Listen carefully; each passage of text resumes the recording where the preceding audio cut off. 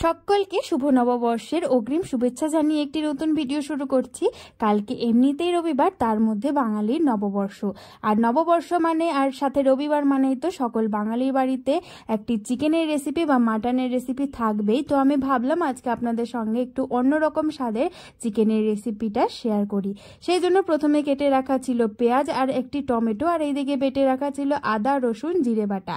এরপর কড়াইয়ের মধ্যে একটি তেজপাতা, গোটা জিরে ফোড়ন দিয়ে আলু আর গোটা রসুনটাকে একটু লবণ দিয়ে ভালোভাবে ভেজে তুলে রাখা হলো। মাংসের মধ্যে কে কে গোটা রসুন খেতে পছন্দ করেন সেটা কিন্তু আমাকে অবশ্যই কমেন্ট করে জানাবেন। আমাদের কিন্তু মাংসের রসুন আর আলু এই দুটো খুবই ভালো লাগে খেতে। তো প্রথমেই ওইগুলোকে ভেজে তুলে রাখা হলো। এরপর যে তেলটা ছিল তার মধ্যেই একটি তেজপাতা, দুটো শুকনো লঙ্কা দিয়ে যে কেটে রাখা পেঁয়াজগুলো ছিল সেই পেঁয়াজগুলোকে সামান্য পরিমাণে লবণ দিয়ে ভালোভাবে এবার একটু নাড়াচাড়া করে ভেজে নিতে হবে। আর এই দিকে আজকে মাংসের মধ্যে যাচ্ছে ক্যাপসিকাম। পেঁয়াজটা দিয়ে একটু নাড়াচাড়া করে নিয়ে তারপর কেটে রাখা ক্যাপসিকামটাকে দিয়ে দেওয়া হলো। আর একইভাবে কেটে রাখা ছিল পেঁয়াজগুলোকে ক্যাপসিকামের মতন করে। আমরা যেরকমভাবে চিলি চিকেনে পেঁয়াজ আর ক্যাপসিকাম কেটে দেই সেইভাবে আজকে মাংসের মধ্যেও কেটে দেওয়া হয়েছে। তাতে মাংসের টেস্টটা কিন্তু একটু অন্যরকম হয়। কালকে সানডে, তার মধ্যে নববর্ষ, তাহলে একটু স্পেশালভাবে তো চিকেনটা হবে। সেই জন্যই কিন্তু আজকে রেসিপিটা আপনাদের সঙ্গে শেয়ার করছি। দেখুন বকবক করতে করতে এইদিকে দিয়ে দেওয়া হলো শুকনো লঙ্কার গুঁড়ো আর সামান্য পরিমাণে হলুদ গুঁড়ো। আর যে টমেটোটা কেটে রাখা ছিল সেই টমেটোটাও দেওয়া হলো। পেঁয়াজটা আর ক্যাপসিকাম আর ওইগুলো একটু ভালোভাবে ভাজা হয়ে গেছে।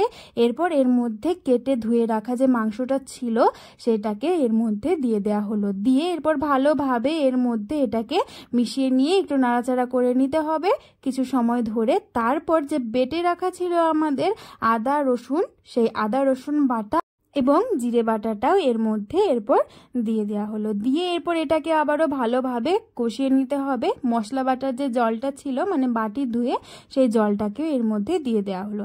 এরপর মাংসটাকে ভালোভাবে কষিয়ে নিতে হবে। এইভাবে একদিন অবশ্যই করে দেখবেন, খেতে কিন্তু খুবই ভালো লাগে। এরপর দিয়ে দেওয়া হলো পরিমাণ মতো হলুদ গুঁড়ো। হলুদ গুঁড়োটা দিয়ে ভালোভাবে এটাকে নাড়াচাড়া করে মিশিয়ে নিতে হবে। এরপর যে ভেজে রাখা গোটা রসুনগুলো ছিল সেই রসুনটাকে মাংসের মধ্যে দিয়ে এরপর রসুনটাকেও ভালোভাবে কষিয়ে নিতে হবে। আর মাংসে কোনো রকম জল ব্যবহার করা হয়নি এখনো পর্যন্ত, এটা কিন্তু মাংসের জলটাই বেরিয়ে এসেছে। দেখতেই পাচ্ছেন কালারটা এখনই কত সুন্দর এসেছে। আর এই দিকে দিয়ে দেওয়া হলো এরপর দুধের সর আর দুধ, এরকম হাতার 3 হাতা গরুর দুধ এর মধ্যে দিয়ে দেওয়া হলো। দুধ দিয়ে চিকেনটা করলে টেস্টটা পুরোপুরি অন্যরকম হয়। আমার চ্যানেলে আরেকটি চিকেনের রেসিপি দেওয়া আছে, সেটা হলো মালাইকারি চিকেন। ওই ভিডিওটা আপনারা চাইলে দেখে নিতে পারেন। ওইভাবে রান্না করলেও কিন্তু চিকেনের টেস্টটা খুবই ভালো হয়। আর আজকের চিকেনটা একটু অন্যরকম ভাবেই হচ্ছে, কারণ এর মধ্যে দেওয়া হয়েছে ক্যাপসিকাম। দেখতেই পাচ্ছেন মাংসের থেকে বেশ কিছুটা পরিমাণে জল বেরিয়ে এসেছে। আর যেহেতু দুধটা দেওয়া ছিল তাই একটু বেশ ঝোল ঝোল কিন্তু দেখা যাচ্ছে, কিন্তু এর মধ্যে কোনো রকম কিন্তু জল দেওয়া হয়নি। ভেজে রাখা যে আলুটা ছিল সেই আলুগুলোকে মাংসের মধ্যে দিয়ে দেওয়া হলো। মাংসের আলু খেতে যে কি ভালো লাগে কি বলবো। মাংসের থেকে মনে হয় আগে কখন আলুটা পাতে পড়বে আর সেটা দিয়ে একটু ভাত মাখিয়ে খাবো, খেতে খুবই ভালো লাগে। মাংসের মধ্যে যে জলটা উঠেছিল সেটা কিন্তু এখন আর নেই, ভালোভাবে কষানো হয়েছে। এরপর এর মধ্যে দিয়ে দেওয়া হলো চিড়ে রাখা কাঁচা লঙ্কা।